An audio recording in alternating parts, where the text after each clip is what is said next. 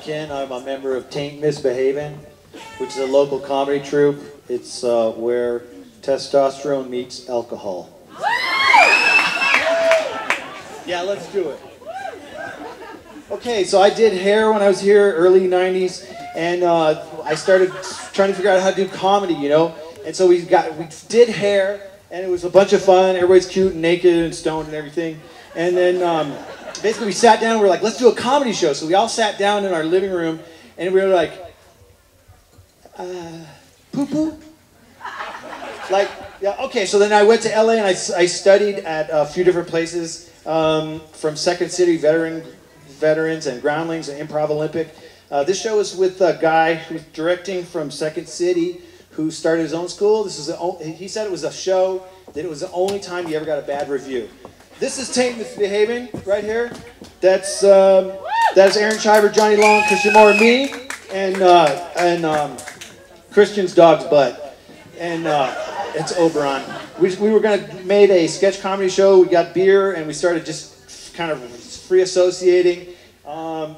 Basically, our first show was at the Space, where we were doing a fundraiser for John Basello. Everybody was drunk, and what I really remember was people yelling "No!" Like they were. It was shocking. It was cathartic, is what it was. We offended everybody. We tried. We talked about and said, who could make sure we don't want to offend anybody? We offended everybody. Okay. This is a sketch about sexual ambiguity, which I started to notice was my go-to. I started doing every joke was like the same joke all the time. It was called Loving Myself. I'll let you imagine where it went from there. I told people that our show ranged from infantile to puerile and occasionally peaked at juvenile. Okay, so here is, we had a kind of a loose theme where each of us would explore it in our own way. We had a teacher, like an acting teacher thing. This is Christian being a drunk teacher. Aaron was like an old man of the theater, and mine was like a sexual deviant. Basically, again. Okay, so this is a really ridiculous sketch. Johnny was playing guitar. It started out guitar with Act 2. We would go out in the audience playing guitar. We interviewed the audience, and then we would ask them, you know, what kind of plant do you like, or something crazy. It was just nuts. And somebody say a fern, and then Aaron was the interpretive dancer, and he would act out a fern. There he's acting out a fern. Okay, so this is kind of a one that didn't work. I played a wannabe Homeland Security guy who bungled everything up. People were mad because it seemed like I was making fun of disabled mental people. I thought it was just nerdy. What do you think, Johnny? Was it cool? Not really nerdy. It's nerdy. All right, okay. Didn't work. You got scrapped. Okay, here's a sketch. It was set in Mondo Video where I was able to do an impersonation of Mark Campbell, which I was like, I really wanted to do that. Christian had a brilliant, pissed off, foppish, aggressive barista. Johnny did a funny Texas accent. Aaron did a weird poem, which is totally funny. And then I kind of reminded me of how much I like, you know, spoken word. All right, here's a sketch with a bunch of heavy metal guys discovered their friend was closeted, straight, suburban dad. Okay, more identity ambiguity, but this one fell flat too. It didn't work. I don't know. We didn't do it again.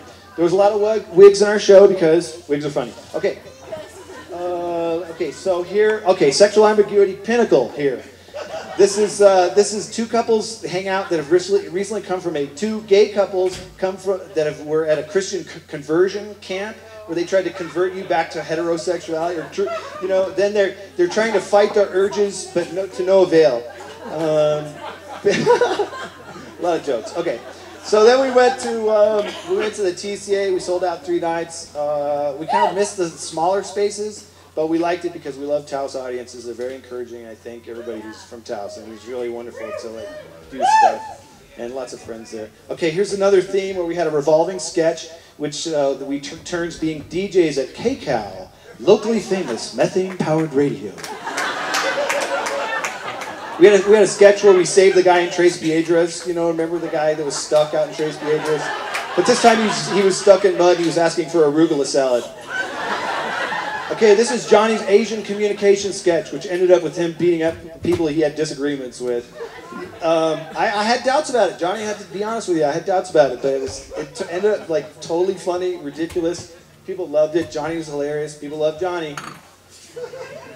Oh God, where am I at? This is Aaron Shiver's sketch that he wrote. That was a quiz show based on scat singing. You know, like you would, and that was, I don't know, so much to describe. You know, but I'm not even going to do that. That's cool. All right, so the joke was, never mind. So this is the most offensive sketch I have ever seen anywhere. This is the sketch. It's so gross that I cannot, because there's kids here, I can't even say the premise of what this sketch is. Because it's so disgusting and vile and offensive, and it offended me, and I feel dirty, I want to shower.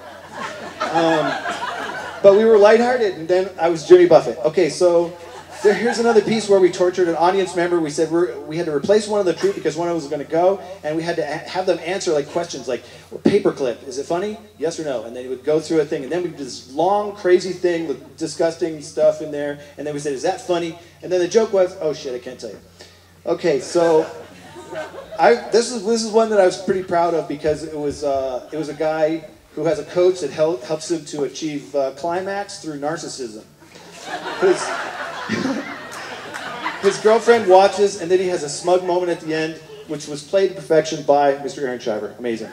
Okay, this is a repeat of the sketch of the two couples who went to Senator Craig's Camp Jubilee. And he was a senator who got arrested for doing signals to get laid in a public restroom, and while he was railing against homosexuality in the Senate. It was awesome. It was really great because like everybody was really good. We loved each other. We had a lot of fun. Everybody was really talented. So I enjoyed writing. It wasn't really targeting anybody. It was about the absurdity of being human. And I really do feel that it was a success. And I was really proud to be part of it. Yeah.